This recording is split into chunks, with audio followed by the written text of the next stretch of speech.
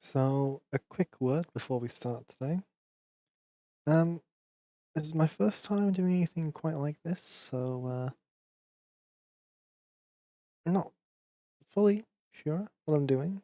Um, and I have gone into this with all of my historical ramblings coming from memory, so don't take this all as 100% fact. There are probably some errors in there, some, but I can guarantee you there almost definitely is. But anyway, enough of my nonsense. You got an hour's worth of rambling ahead of you. So, hope you enjoy. Thank you very much.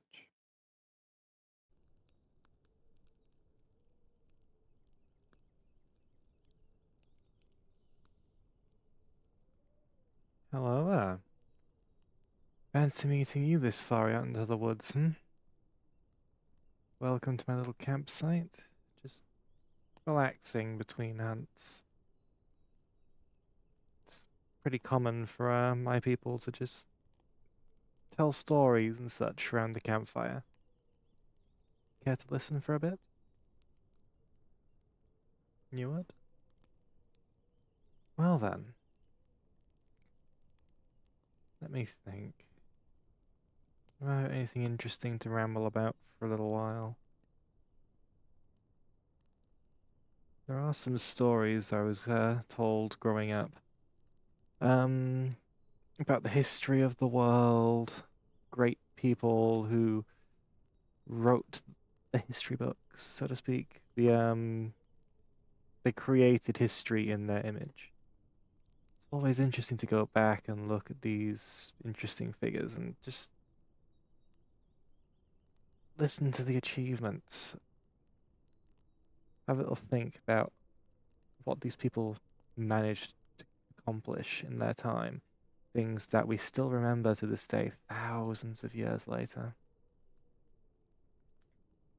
A lot of this, which a lot of the stories I was always told growing up were the stories of particularly then you had Persia in the Far East taking over the territory that was once ruled by, let's say, Babylon and Hittites, Egypt.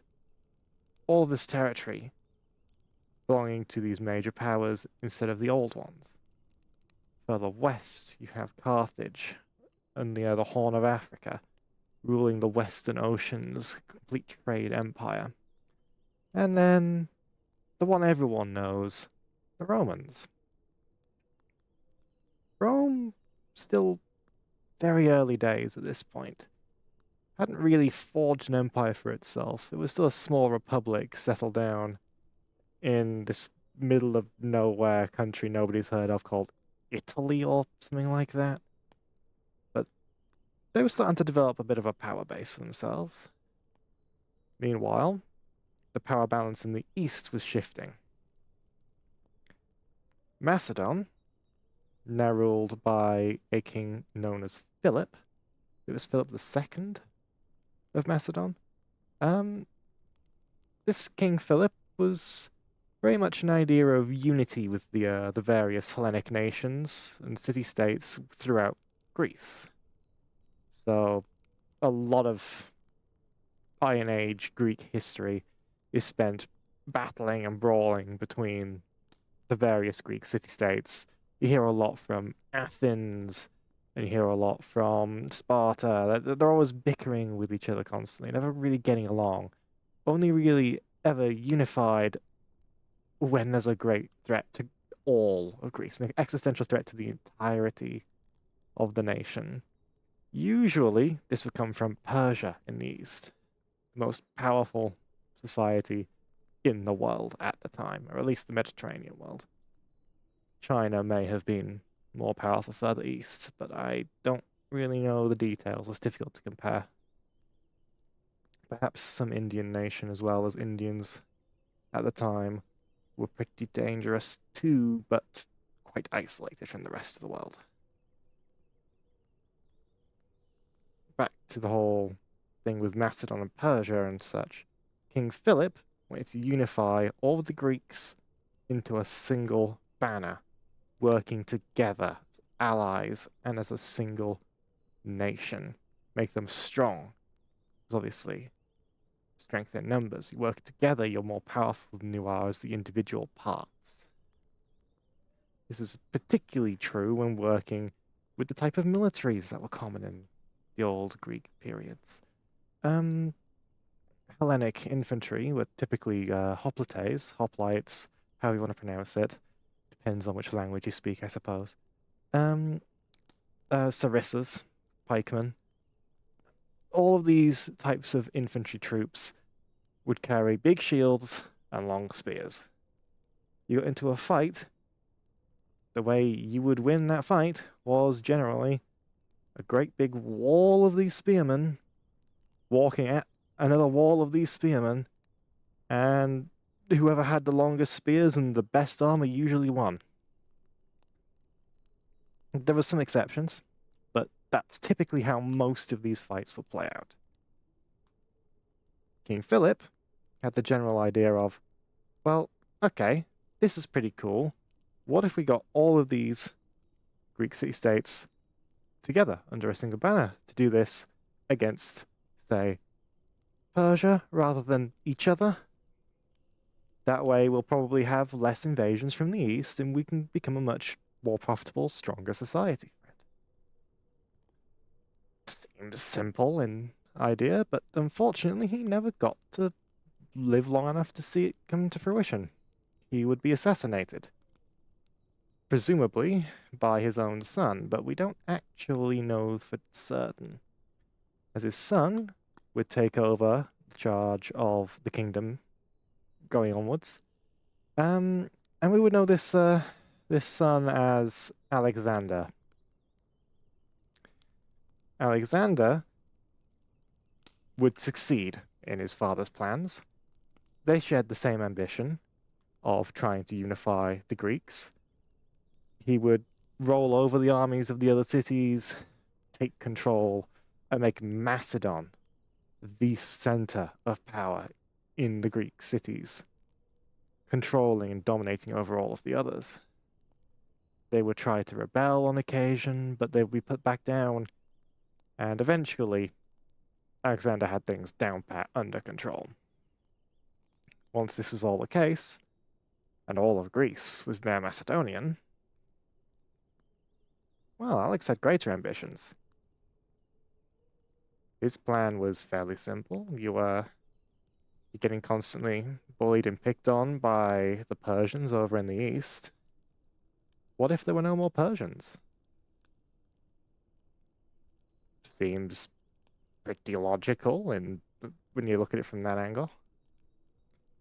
So, he got a bunch of his troops together. Typical Greek spear infantry with a little bit of light skirmisher support, slingers, javelins, maybe one or two bows. Bows weren't really as common as media portrays. They were more, weren't really very powerful at the time. Wouldn't see proper powerful armor-piercing bows until the medieval period, so bows at the time were largely effective against light troops, and most light troops were the people with the bows in the first place. So, unless you were trying to pick out enemy skirmishers with your own skirmishers, they weren't very effective against heavier troops. So, a javelin being heavier had a bit more punch, and the sling traveling faster. Well, the sling bullet could also punch through metal plate as well, which meant you didn't need to land a direct hit on like a fleshy, vulnerable spot that isn't armor protected to actually take down a target. So you would see a lot more of these types of ranged troops in this period.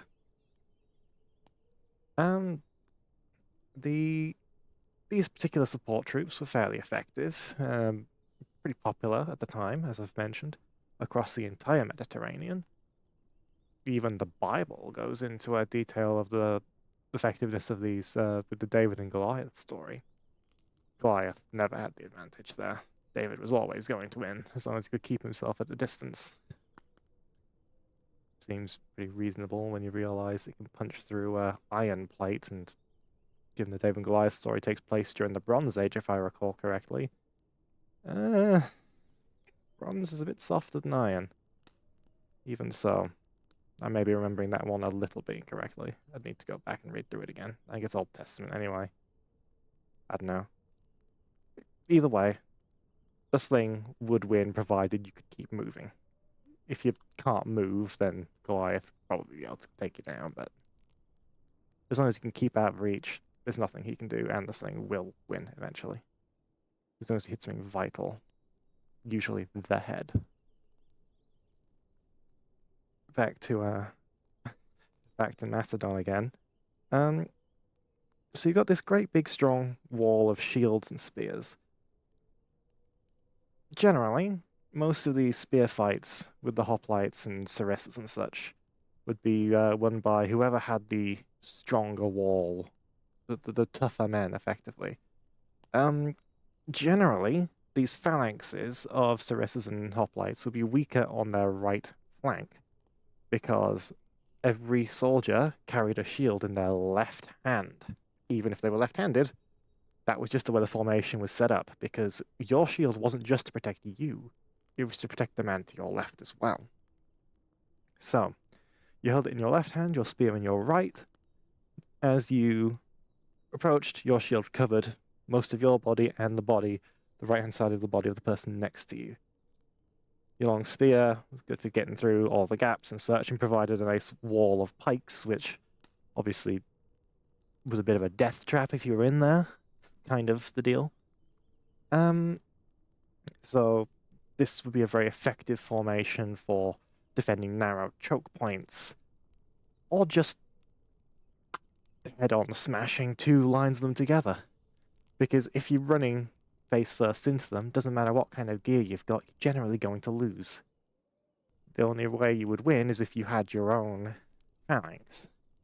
At which point, phalanx warfare just evolves into who has the pointier, longer sticks, who has the better armor and such. Alexander looked at all of this and thought, right, so all these troops, they're walking into each other, they're just brawling for a bit, and then whoever's right flank collapses first loses. So they're generally put all their strongest troops on the right and the weaker troops on the left, and they'll try and fight to see who could win on the right-hand side first. Like their right. Because if your right collapsed first, their troops would then be able to get around behind you, and then once you're behind someone, they're generally easier to stab, you know? They don't put up as much of a fight. Alexander looked at this and thought, what if, rather than simply pushing through with sheer brute force, we did something smart? I've got all of these lovely Macedonian cavalry, the companion cavalry, heavily armored, carrying big lances. What if, rather than simply using our cavalry as light skirmishers to go harass the enemy skirmishers, charge in, mess up their light troops with ranged weapons, to protect our own ones or fight enemy cavalry, we instead hammered them straight into the back of the enemy line. Get around the back, smack. Well, this particular tactic would become known as hammer and anvil, and surprise, surprise, men who are already fighting troops in front of them don't particularly like when they get ran over by horses from behind. It doesn't really... It's not much of a surprise, is it? Well, using this particular strategy, among others, Alexander would move from city to city to city throughout the Persian Empire, through Anatolia, which is modern-day Turkey, down through the Middle East into Egypt. He would rename a number of cities after himself. We got a lot of Alexandrias out of it, the most famous of which would house the Great Library in Egypt, just along the northern coast. A real shame this particular library contained a huge amount of like knowledge of the time, and it would end up being burnt. All of it burnt in a great fire during the Roman period. The wonders that may have been lost and not rediscovered for such a long time afterwards. We may never know. But Alexander would be very successful in his expansion in stomping and rolling over the not the Parthians. Parthians didn't exist yet. The Persians, sorry. Parthians would take over from Persia. It's like a Middle Eastern power a bit later on, but Persia was still the power at this time. Once he's marched and rolled over the Persians, troops were very much worn out, having just conquered several countries worth in the span of a single lifetime. Or maybe not even a lifetime, probably closer to 20 years. At the end of the day, Alexander did die very young. But one last little conquest before we go home, you know? We'll go take India as well while we're at it. So he marches his men across through to India, discovers these weird, wonderful animals that we now refer to as elephants. Got ran over a little bit, took some elephants home with him, and then died.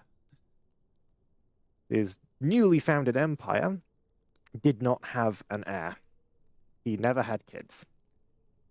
And he never decided on who should take over for him should he die, because he was still fairly young at the time. He was like 30s or something.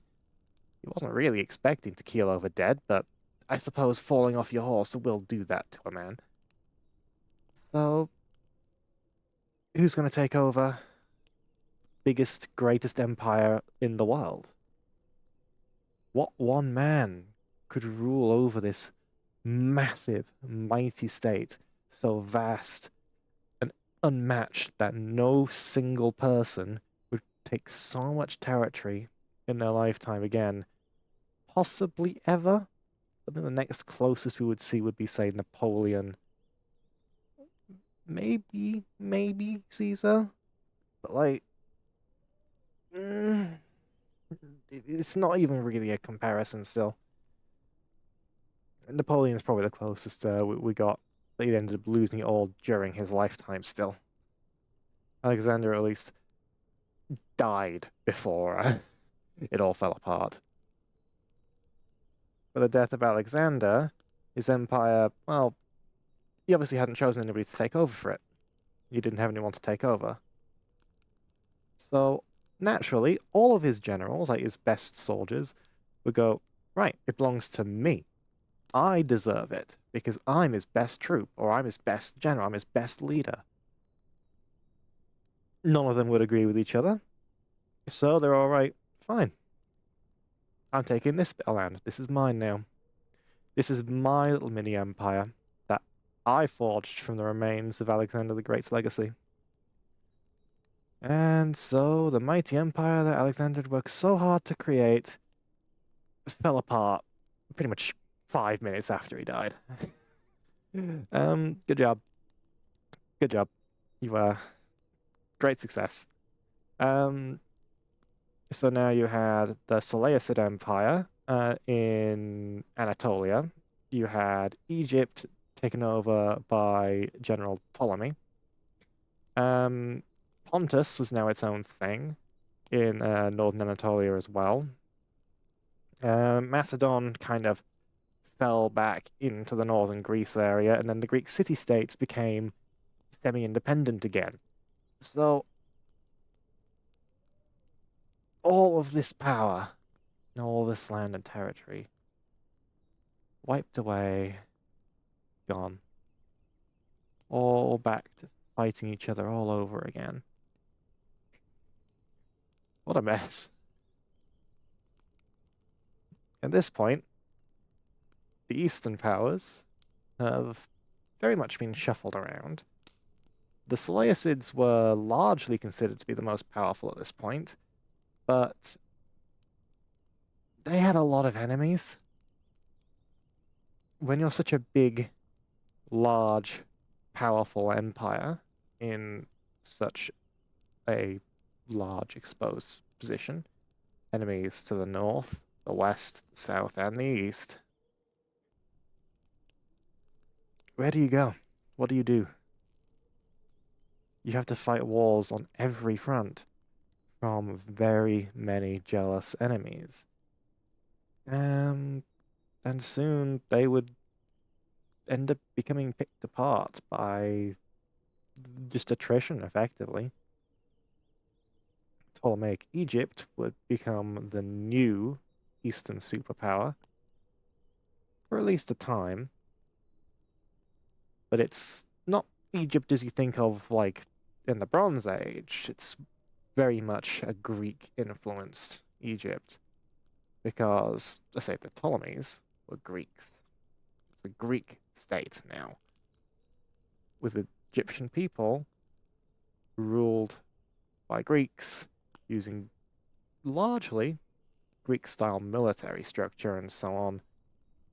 But Ptolemies very much did a bit of the old cultural appropriation thing of their new territory, tried to become as Egyptian as possible. And in classic Egyptian form, that meant reproducing with your sister, typically. It's a bit of an Egyptian tradition. Yeah, so that's fun. Eventually, all of these major powers in the East would succumb to the Romans, as the Romans expanded their own power. But just after the fall of Alexander's empire, the split into all of its little sub-empires, Rome wasn't a major power yet.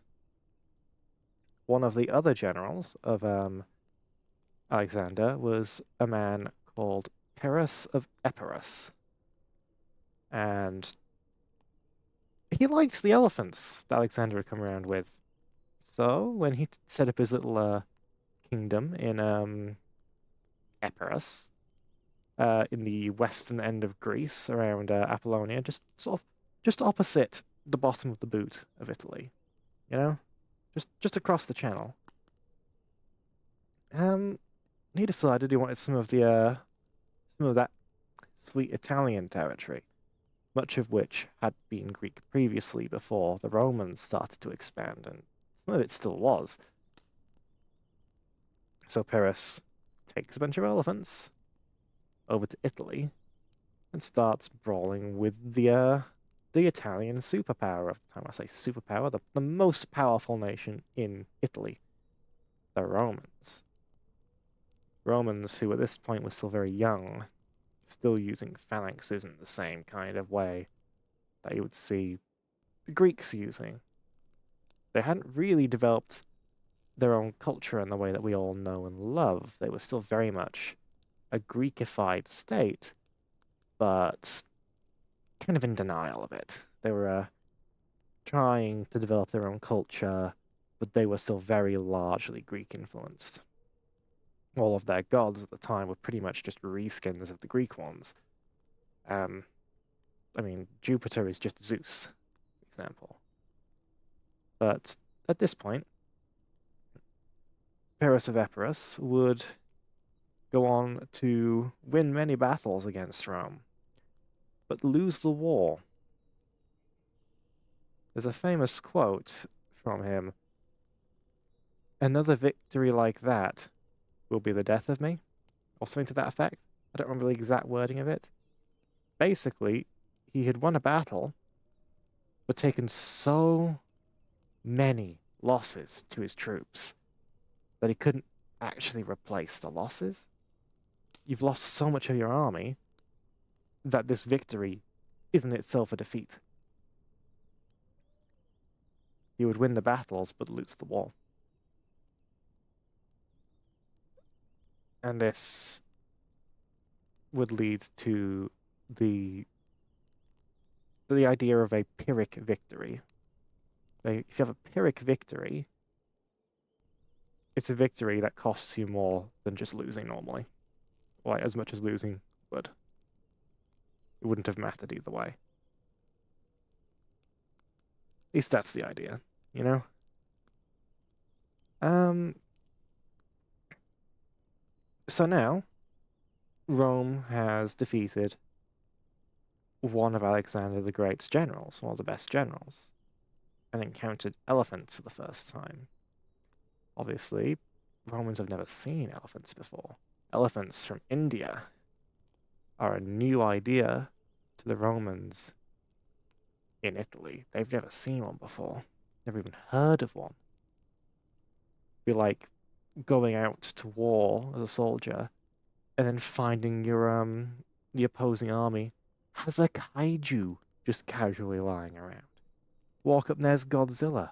You don't know what's going on. It's like, huh? I'm supposed to fight that thing? That's basically what the Romans are going through. They'd never even seen or even knew animals could get that large before. It was a whole new thing.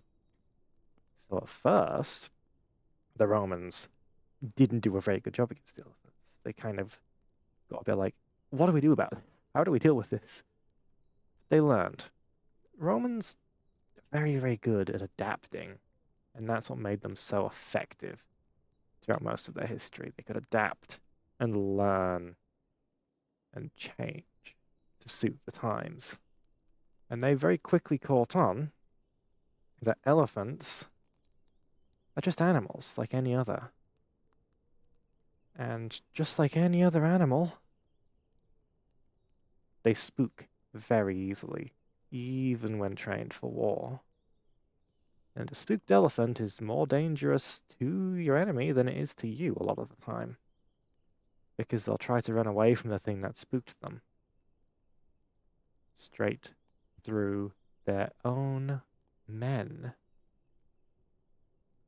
Funny that, isn't it? So you stick them with pointy sticks and spears, it hurts. They don't like that. Ow, why would you do that? I'm going this way now. And they'll run through their own troops. Elephants don't like fire. Can't say I blame them. Fire's kind of a bit scary for a wild animal. It burns, it hurts, it's not very pleasant.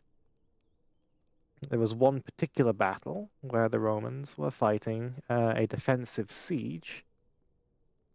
I can't remember if this was against the Carthaginians or the Epirotes, but in either case, the elephants were at the gates trying to get into the city, and the Romans hung burning pigs off the side of the wall. The sound of the animals screaming and the smell of the burning and all the flashing bright light spooked the elephants, who then 180'd straight through their own army to get away from all of the overstimulation, basically, the panic the Romans had encountered and defeated and discovered how to just deal with elephants, and they were no longer a threat to them. Largely. And this is where Rome starts to think, right, okay, we've got a nice power base in Italy. We've taken over pretty much all of Italy at this point. We go almost all the way up to the Alps in the north, and we now roll all the way down to the south end of the boot. We've got a good little power base here. Ring, ring, who's this on the phone? Oh, it's the Mamertines over in Messana. You say you're having a bit of a pickle with the Syracusans next door? Sure, we can help out. Next thing you know, the Romans are getting involved on Sicily. They're expanding themselves outside of Italy for the first time. Sicily was a bit of an interesting place to be because you had the Greek city of Syracuse, major power of the region, the most powerful city on Sicily, basically, in the southeastern corner. In the northeast, you had Messana, a city ruled by... I don't remember who it was ruled by originally, but the Mamertines, kind of like mercenaries and pirates and such, will come along and claim it from I believe it was like owned by Syracuse originally, and the Mamertines took it, and then the Syracusans were like, "Hey, no, that's naughty, get out." And the Mamertines, who had brought in like an alliance, a pact with the Romans, called in the Romans to help. And I believe they had also called in help from Carthage in the west. Carthage, where Tunisia is today, was the power in the Western world at the time. They were the biggest, most powerful nation in the West, like how Persia was in the East before Macedon happened. The difference is, unlike Persia and Macedon, their power wasn't military, their power was economic and mercantile. Carthage's whole deal was they were a trading city. They were a colony of the Phoenicians over in the Middle East. But they themselves have become so powerful as to become completely independent of their original colonizers. They were more powerful than their own family, so to speak, their own parents. You end up with Carthage just completely ruling the seas, having trade networks as far north as Britannia, which from Carthage, that's Africa to Britain. That's you've got a whole France and Spain in the way there, pretty sure. So they went all the way around up to Britain to go trading. They were trading all the way as far east as like Egypt and so on. Their trading network was the biggest in the world. They were to the seas in the classical period what the British were in the Napoleonic era. You know, you have all of this power and control and wealth and trade going on. Carthage has a little colony going on Sicily. They get brought in to help out with the Mamertine situation. And then the Romans and Carthaginians are bickering over what's happening with the Mamertines and the Syracuse. This leads to the conflict beginning and expanding and rising until we get what is the First Punic War. Punic being derived from the Latin Roman word for Phoenician. Phoenician, Punic, you can kind of see where it's coming from. Different language, but it's the same idea. So this is basically the Phoenician Wars, part one of three. They had three of these wars in the span of 100 years. Yeah, first one, the Barcid family from Carthage, and I believe it was the Scipiones from Rome, would end up fighting a lot throughout Italy. And you end up with largely the Carthaginians backing out of the war, and not really supporting um, their main general, Hasdrubal Barca, in the war. He's never really had the troops he needed and was fighting much of a guerrilla war. So eventually he ends up having to return home empty-handed. But it's just a single island. It's not that big of a deal, right? Rome's taken it over, but it's not that big of a deal. Well, kind of was. Carthage, the most powerful state in the Western world, or Western Mediterranean, had just lost a war to some startups nobody'd ever heard of in Italy. Interesting. This could have ramifications for the future, especially when Hasdrubal makes his son Hannibal Barca. That name sound familiar.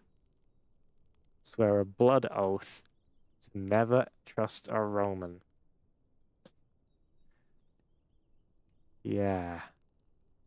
You can see where this is going, can't you?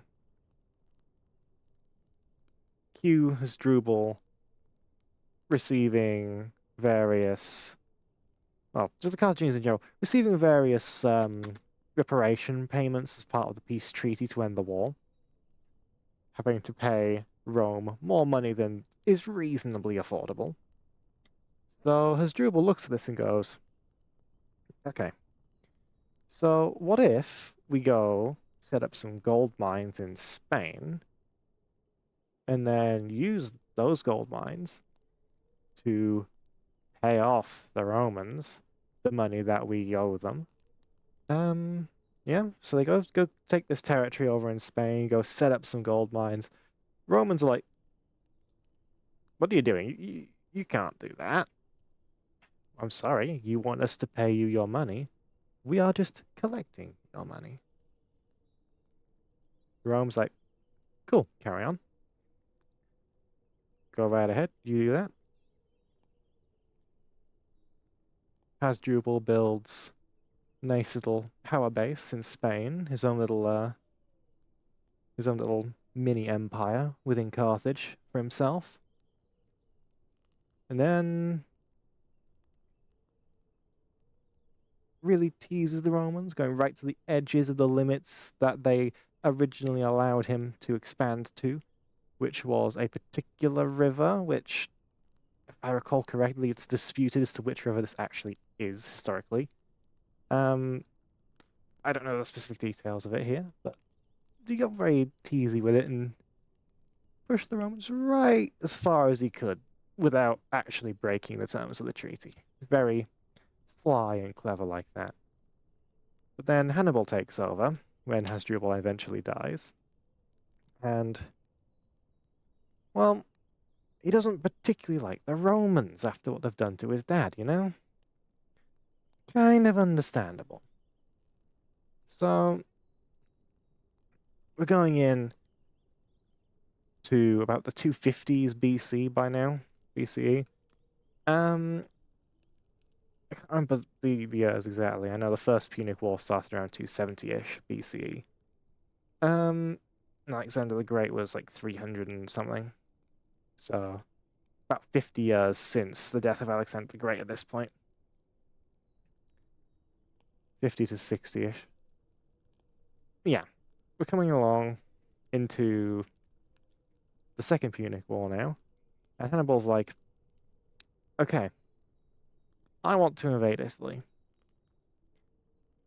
I don't know if the Carthaginian Council will let me do that. So I'm going to do it independently. I can't really go through the southern end of Italy, which is the most direct route from Carthage, going through Sicily into the southern end of Italy. Because, there's some issues there.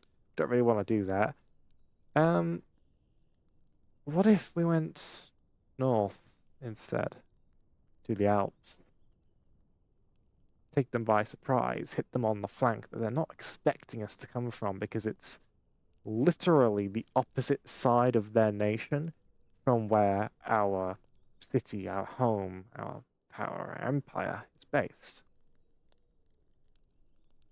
So he takes his elephants, some mercenaries, Celts and Gauls and such, his own troops from Iberia, from Carthage, mostly mercenaries, since Carthage was a mercenary power, so they got most of their military. They paid them. Using all the gold he'd gotten from his family's gold mines in Iberia, pay all of these mercenaries up, bring all the mercenaries and the war elephants that Carthage was also famed from having. He would bring them north. We'd run into a different Scipio. They would have a bit of a small fight go on. Some minor scouting duels, not special. And then Hannibal would loop his way around north through the Alps. would lose a lot of his army to attrition over the Alps because it's a very dangerous crossing, especially when you're bringing something like elephants. And most of his elephants did not make it. It was a serious, difficult, dangerous task. And he lost a lot of men. But he arrives at the other side of the mountains, across the Alps into Cisalpine Gaul, which is a territory owned by a number of barbarian tribes that largely were not friendly with the Romans. They didn't fully support them. They generally had gripes with the Romans and would, while not actively hostile, weren't supportive of them. Many of these people were quite happy to accept a little bit of gold to fight against the Romans, because while they were not openly in conflict at this point, they weren't friendly. So seeing Hannibal come across the Alps, offering them buckets of cash to come fight for him, to replenish his losses over the crossing, they kind of went, yeah, sure, why not? We could go beat up the Romans a little bit. At this point, Hannibal, his army is replenished a bit after the losses he's taken, but it's not really that big or powerful. He's way down on troops.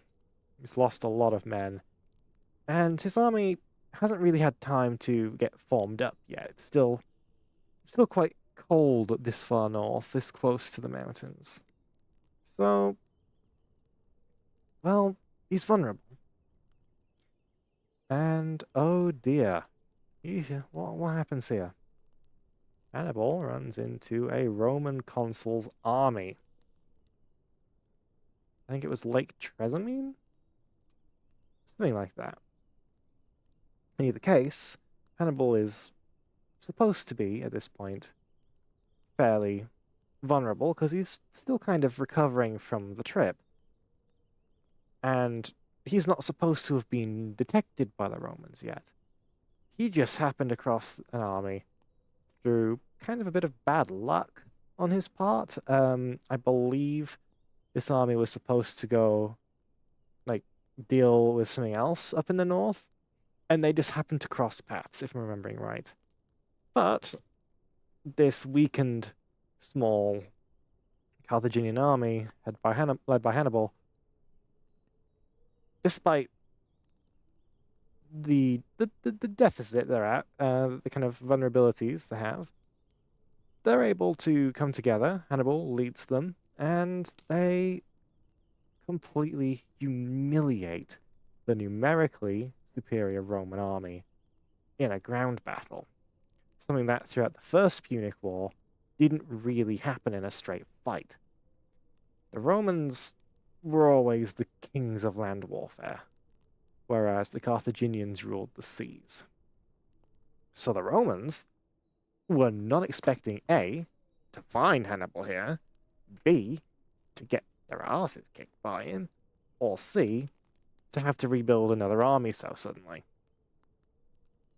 But they carry on. Hannibal, now having been detected, has to rush down south. His plan is very much to try and bully the Romans into surrendering. He's not in a situation where he can outright take Rome. He doesn't have the manpower outright. So all he can do is potter around Italy, just being a general pain for them,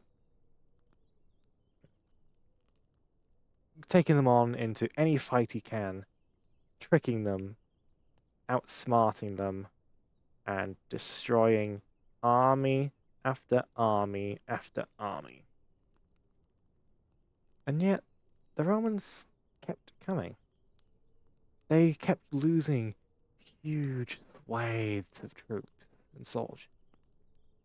Army after army wiped out. And they just building new troops. At some point in one of the Punic Wars, while they were still figuring out the whole naval combat thing, they borrowed a design from a crashed Carthaginian ship, basically disassembled it, reverse engineered it, built it back, and built their entire fleet based off this crashed ship. They kept losing their entire fleet. The whole thing would sink, and then they would just build it again. Stack it with a bunch of new troops, try again, over and over. Hannibal may have been a much better leader than what most of the Romans were, but the Romans just had manpower he could not contend with. No matter what the Carthaginians did, no matter how many losses the Romans took, they would always spring back out as if they had an infinite source of soldiers. Which, for the time, with their higher population and greater reserve of troops, considering they actually used the population for troops, not just mercenaries, they could just call up more men a lot more quickly and more easily than the Carthaginians could. They would always win a war of attrition. Even with the amount of casualties Hannibal was inflicting with every win he took throughout Italy, constantly harassing the Romans, trying to like manipulate and outmaneuver them throughout the country.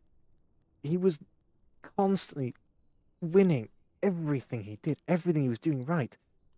He just couldn't seem to crack the Romans' just willpower.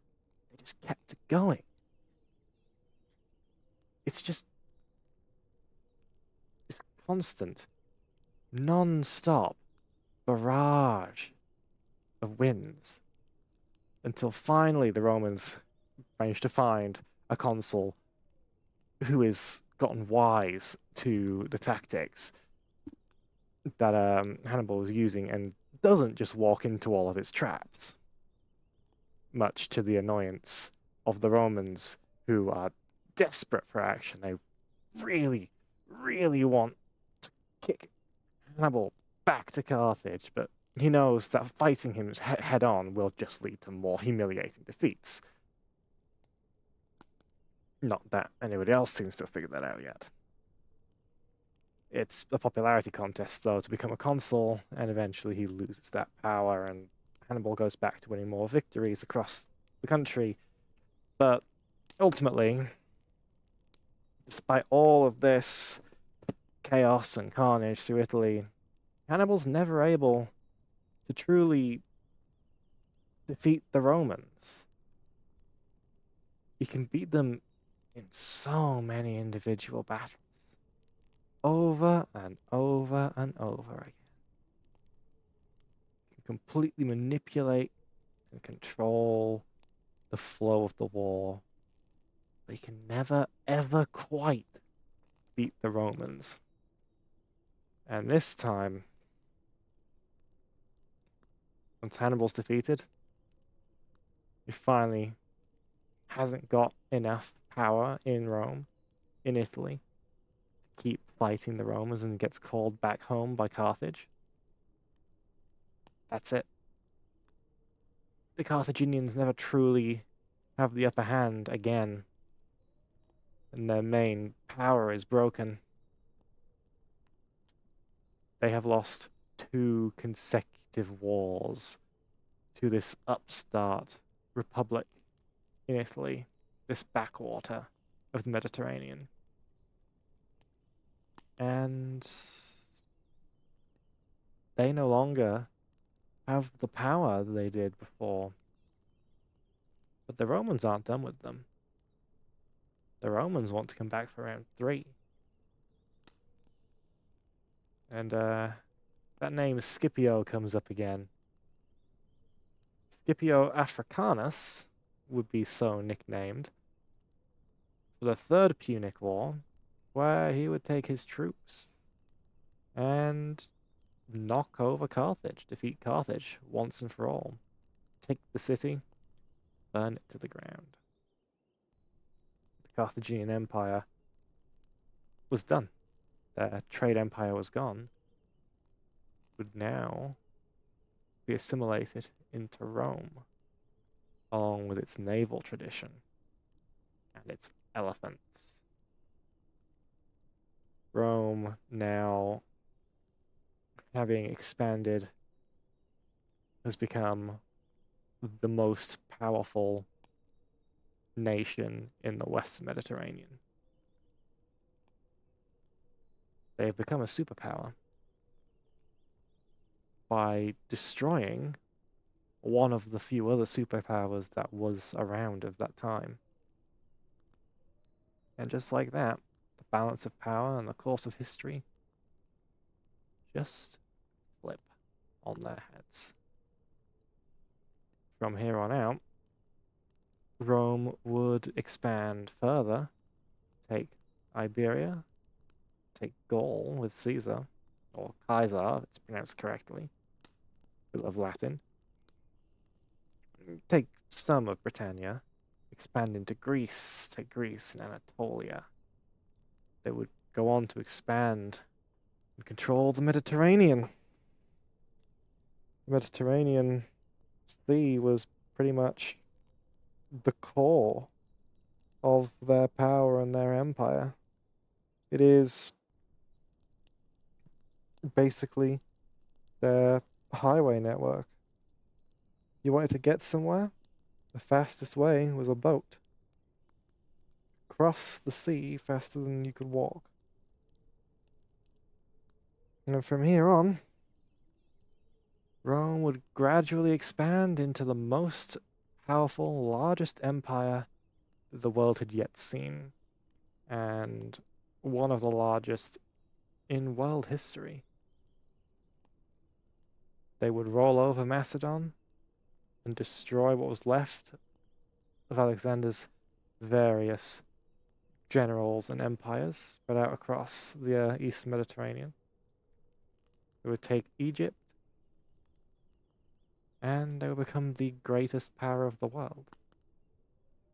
But the greater and larger Rome became, the weaker it became. Eventually, Rome would grow too large to be able to actually fund the military to defend itself. And death by 1,000 cuts, it would start slowly having to surrender and give up territory it spent so much of the last 300 or 400 years claiming.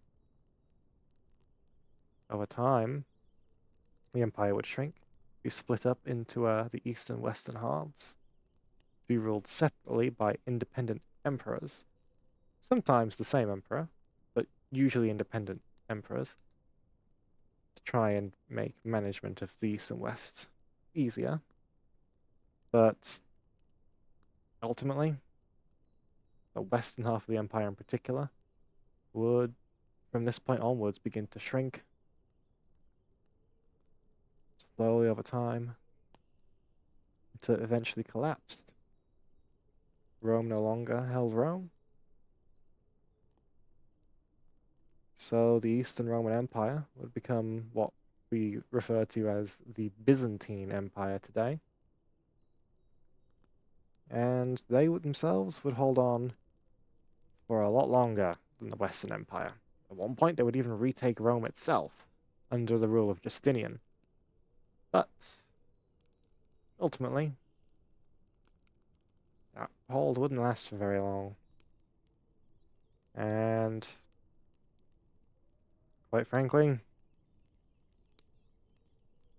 eventually Rome would fall, the empire would die, but it would be destroyed not by some barbarian, like unwashed Celtic tribe that you would think, because that's what you associate the Romans fighting with. It wouldn't be the Sassanids, the new Persian Empire. They would outlast all of these threats. They would be destroyed eventually. Fall of Byzantium, and then the rest of the Byzantine Empire. Their capital would go down to the Ottomans, modern day Turkey, of all people. The Ottomans who fought in World War One. And with that, well, Constantinople will be renamed to Istanbul, become the new capital of the new Roman Emperor, the Sultan of the Ottoman Empire. And we get into modern history. I've had a big old ramble on about this here today, a few interruptions, but yeah, it's been lovely. Hope you've enjoyed this nerdy history rambling from me. I've um I've gone on for about an hour according to my clock here. So I hope you've enjoyed your stay around the campfire, all of my nerdy ramblings. Have a good evening.